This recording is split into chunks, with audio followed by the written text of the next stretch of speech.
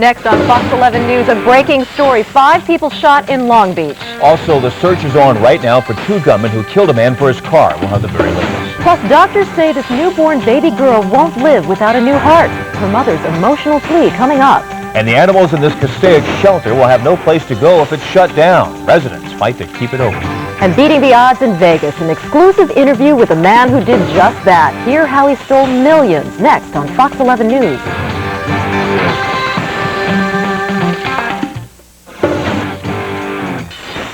A deadly night of violence in Long Beach. 5 people shot, 2 are dead. And right now, the search is on for a motive and a suspect. Good evening, everyone. I'm Bob Donaldson. And I'm Carol Lynn. A breaking story tonight in Long Beach where at least 2 people have been shot and killed. Al Nipo is in Long Beach with the late details. Al. Here, Carol and Bob, actually at least 6 people shot. There may be more, and as you pointed out, 2 people are dead, 4 have been transported, another 4 transported to the hospital, 3 in critical condition and 1 in very critical condition. That person suffering a gunshot wound to the head. Now, for the very latest information on this, I'm going to turn to Sergeant Bob Anderson with the Long Beach Police Department. You believe that this was indeed gang-related? Yeah, witnesses stated that the suspect who approached on foot to the rear of this car, all were wearing black. And these suspects, ages from 12 to 18 years of age. And apparently you said 2 factions of gangs, Orientals and Hispanics? Well, the suspects in this case were Orientals and Hispanic victims, yes. Okay, all right, thank you very much, Sergeant Bob Anderson, Long Beach Police Department. We are here at the intersection of Lewis and 11th Street, the scene right over my left shoulder here. Apparently in the backside there is a car. There is where the firing and the shooting occurred. Apparently, individuals sitting in the car, standing around the car, when about 8:30 tonight, this suspect apparently walked up and just began shooting. And we're told that even each person who was shot, they were shot several times. A lot of semi-automatic gunfire that happened out and rang out in this neighborhood tonight. As I said, around 8:30 at Lewis and 11th Street. The search is on for the suspect. At least the 4 people who have been transported to Memorial Hospital and to St. Mary's, they are fighting for their lives tonight. All apparent Hispanic males and teens here in this area. As I said, this all happened, literally lit up this neighborhood with gunfire. The search for the suspects continues, and of course some of the bodies, of course, still remain here on the scene. A lot of the people here are just in shock and in horror after hearing and witnessing this display of gunfire out here in Long Beach tonight. Reporting live from Long Beach, I'm Al Nipo. Now back to you. Bob, Carol? All right, thanks a lot, Al. If you have any more details, let us know. We will. And from that to yet another tragic story tonight. A Los Angeles man is dead tonight, fatally shot during a carjacking in Willowbrook. Now, Al Nipo was on this story earlier tonight. He has more on the search for those killers. Terrence Booker was gunned down Sunday morning in the middle of El Segundo Boulevard, just moments after taking some groceries into his girlfriend's apartment. As he got into his car, 2 male blacks, 19 to 25, confronted him. At least one of the males shot him. He was shot, and he ran from his car across to the westbound lanes of El Segundo, where he collapsed and died. The suspects fled, stealing Booker's car, a 1970 Chevy Impala convertible. This picture was taken before the car was painted silver gray. Another suspect reportedly drove away in an early 80s blue Chevy Camaro. Detectives say the 26-year-old victim didn't fight with his attackers. Even so, Booker was shot, apparently for his car. It's just a graphic example, really, of the violence that we have on the streets in Los Angeles today.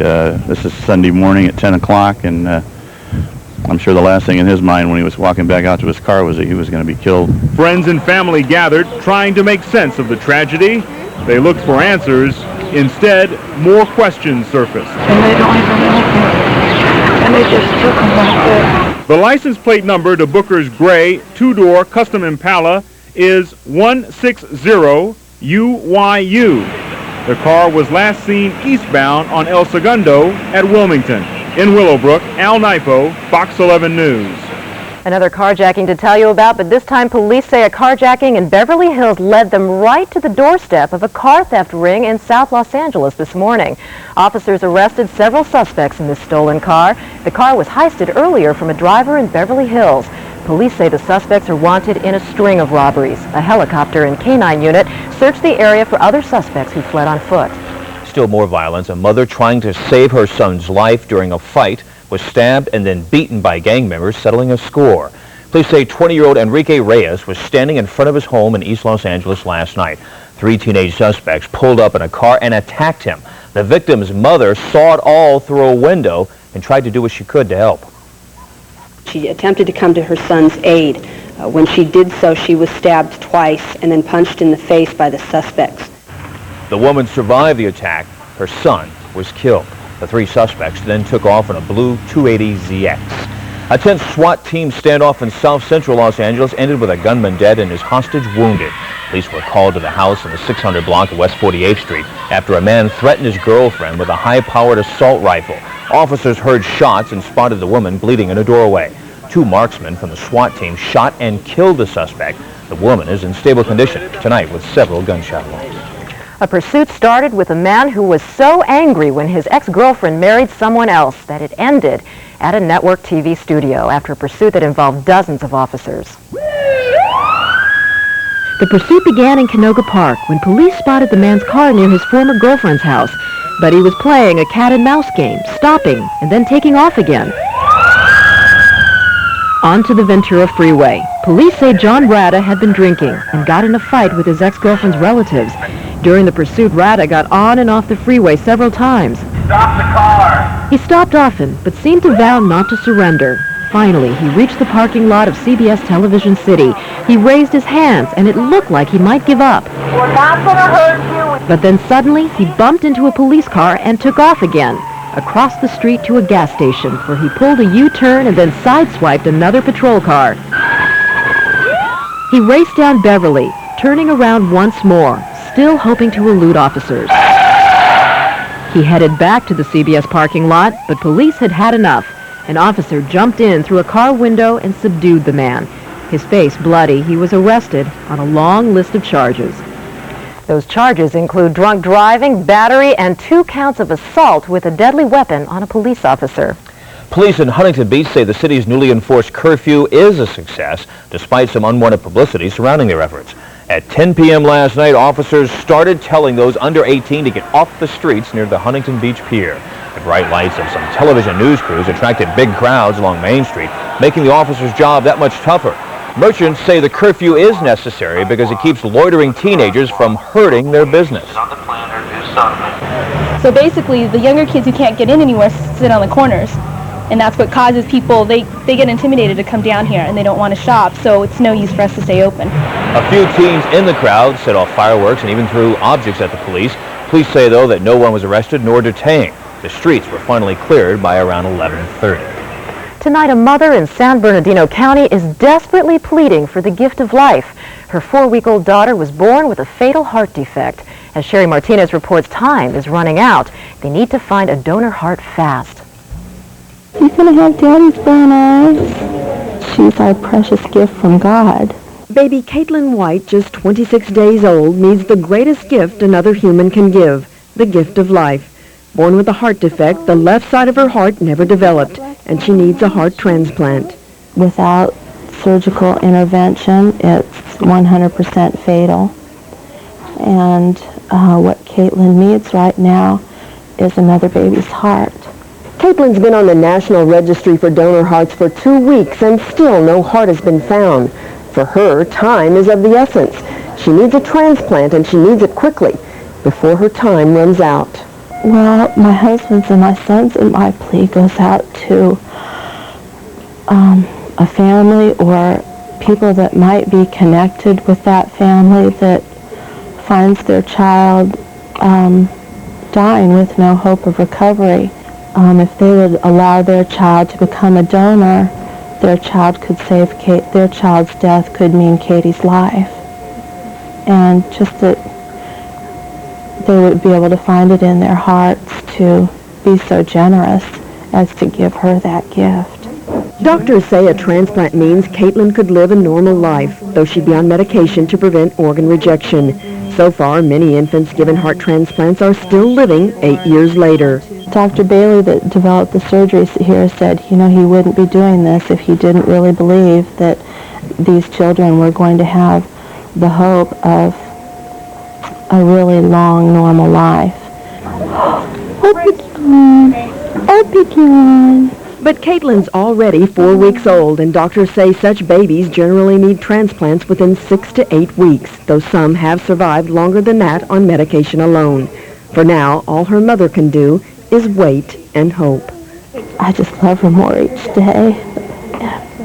I just pray that a heart will come really soon for her while she's strong and able to do well on the operation.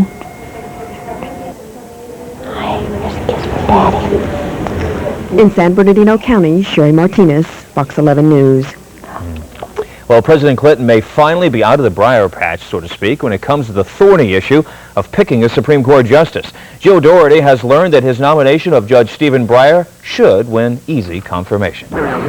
When Judge Breyer, along with his wife Joanna and daughter Chloe, arrived in Washington, the cameras were in place, but there was no White House staffer to greet him, and he couldn't find a White House van. After waiting for a few minutes, the Breyers caught a cab, then found the van. The snafu sent White House aides scurrying. Close to the van. Judge Breyer sitting in the van. In the van with his daughter. But the judge seemed to take it all in stride. Yeah, I'm not on a bicycle. I didn't come in a bicycle.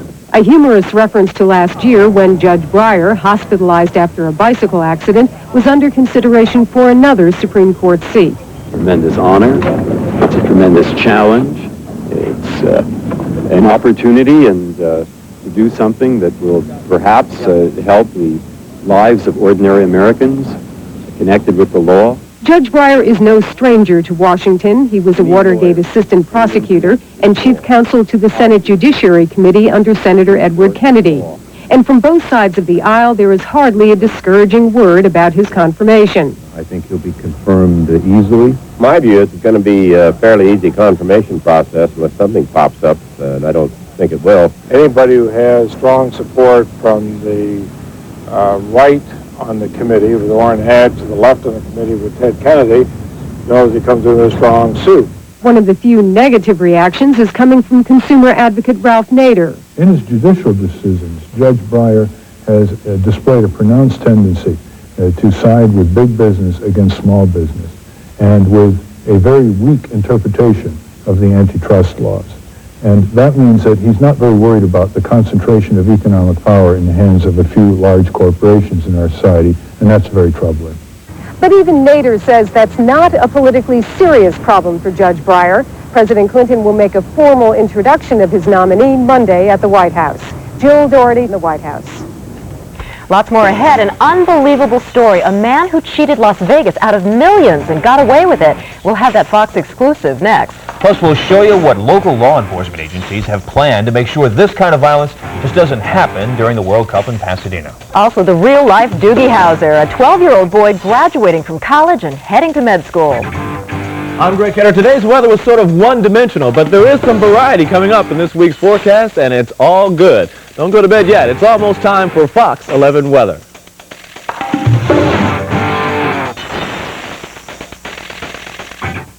We have capabilities of zooming in on any minute spot on the game. You can see we're coming down here now. You can see the spots on the cards very clearly in the money. You can even tell, much clearer what's going on the game from this angle. This maze of machinery costs more than $2 million. Operators say it helps catch the crooks. We're just making sure that the dice never leave the table and they always are in view of us. We don't want anybody to bring in their own dice, even though there are controls built in. The cheats see these eyes in the sky as easy pickings. The brain told me that such devices actually make his work easier because they give casinos a false sense of security. I honestly believe it can be worse off than it ever was. Really? Why is that? Nowadays, everything's controlled by a microprocessor, and it's predetermined before, you actually pull the handle. So the symbols can actually be rigged underneath the camera and everything else if the machine was properly set up. The brain and his crew eventually got caught. He ratted on his fellow cheats. The crew convicted on all 120 counts, including racketeering. The brain has been a faceless man in the crowd ever since, a member of the Federal Witness Protection Program. He's lived in 8 different cities under 8 different names, holding down 8 different jobs over the past decade. The brain remains convinced to this day that if the mob ever finds him, they'll kill him. Still, he has no remorse for committing and perfecting what he calls the perfect crime. It's perfect crime, and if you got away with it, there was no crime committed. And you hear that bell ring, and nobody's seen you put the jackpot up. And if nobody says anything, there wasn't ever a crime. Sort of a modern-day Robin Hood, right? Right, except we keep the money. Except we keep the money. And in fact, he is still laughing all the way to the bank because the feds allowed the brain to keep his share of all the money that the crew scammed from those casinos. So honesty can pay too. Sometimes, yeah. Sometimes. Very well. Well, another sobering report. The most recent Justice Department statistics show handgun crimes rose to an all-time record high. Figures show handguns were used in more than 900,000 crimes in 1992. That's 50% above the average for the previous 5 years. In all, there were more than 13,000 handgun deaths in 92. While handgun crimes were up, overall non-fatal violent crimes were down that year. And checking gun-related deaths here in the Southland, since January 1st of this year, in Los Angeles County, there have been 527 gun deaths. 9 people died since yesterday alone. In Orange County, 48 people have died. In Riverside and San Bernardino counties, 43 deaths. And in Ventura County, that number is 9, bringing the total number of gun-related deaths in the Southland so far this year to 627. Statistics like those are prompting some communities to create gun swaps to get firearms off the Southland streets. In Long Beach, for example, people swapped 60 rifles and guns for $100 food certificates. Organizers say it was so successful they were literally swamped by the swap. When we opened, we had people already waiting in line, and by 9:15 we had over 100 people there waiting to turn their weapons in. Unbelievable. Many of those people, in fact, were turned away. There simply weren't enough food certificates to go around. Some turned their guns in anyway, though. They say they just wanted to get them out of the house. A sad story relating to the upcoming World Cup soccer games. A reserve police officer in Northern California shot and killed during a security training exercise. Officers were practicing crowd control and emergency tactics for the World Cup games to be held at Stanford. Well, police in the Southland, here in the Southland, are also preparing for potential violence during next month's World Cup games in Pasadena. Officers are looking for help from law enforcement across the Atlantic who track notorious soccer hooligans and show Southland police what to do. Fox 11's Aidan Pickering has the story. It should have been a sunny holiday weekend in the English seaside resort of Bournemouth. It turned into 3 days of running battles, stone throwing, chanting, arrests, and a bloody nose for English soccer and its supporters. Images like these have led some people to ask what would be the police response to any similar outbreak when the World Cup soccer comes to Southern California. We do have a style that is one of early intervention. For example, if people are throwing something at someone else, we will tend to intervene early on in that behavior to try to interrupt it in order to control the crowd or control the individuals. But what if things get really out of hand? We have certainly had some experience in the recent history of unfortunate outbreaks of behavior. Referring to the LA riots, police don't expect anything remotely similar to that, but between the Pasadena Police Department and the Sheriff's Department, and certainly within the City of Los Angeles Police Department, and the California Highway Patrol, we feel that we have planning in place to deal with the issues that we may encounter. Crowd violence at Fiesta Broadway almost 2 weeks ago revealed one weapon the LAPD is prepared to use against an unruly crowd: rubber bullets. And the LAPD has prepared a special World Cup video to further prepare officers for potential crowd control problems. We must be prepared to handle the victory celebration which gets out of hand and the ugly reaction of disappointed fans. The LAPD has special concerns because even though the actual games are being held in Pasadena, many fans are expected to stay in LA, and the Soccer Fest exhibition will be held at the convention center downtown. They're not doing nothing! Yet the sort of violence that's inspired such intense preparations in the Southland is now actually the exception rather than the rule at soccer games in Britain. Hooliganism's heyday was in the 1970s. Soccer here has since become a family day out. The cages that once separated groups of rival fans have been torn down. Senior police officers say they're using a new approach to beat the hooligans. I like to think because of good policing now we've reduced the levels, but it would be foolish to think that it's gone away completely. Look at how a typical English soccer league game is policed. This is the scene an hour before a match between two London clubs, Arsenal and Chelsea. Crowd control measures include officers mounted on horseback. It's with our height advantage we can see a bit further than our other colleagues, so what we do is we just keep a good lookout. And dogs. Fans here at this game are exuberant but not violent, though some have stories to tell of hooliganism during the season. Just gets near my car and this big guy sort of turns around and says, "Come on then, Chelsea," whack, straight in the face. But this London game progresses without incident, people living nearby going about their daily lives in the midst of a crowd of tens of thousands. And where troublemakers are still at it, police officers are looking increasingly at the relationship between alcohol and crowd violence. Most disorder is as a result of drunkenness, of alcohol. Some years ago in this country we had the sale of alcohol at sporting events legislation, which sought to prevent people bringing alcohol into the grounds by refusing entry to the grounds to people who clearly were under the influence. In Pasadena, host to the World Cup final and other games in the competition, initial police efforts to stop alcohol sales met with uproar. But now we have been encouraging the distributors and the restaurants and bars in Pasadena and certainly throughout the Southern California area to minimize their sale of alcohol. Yet for many bar owners, the whole reason for putting up with hordes of visiting fans for a month is the alcohol sales they'll bring. Soccer attracts crowds that are probably more vocal than in any other sport in the world.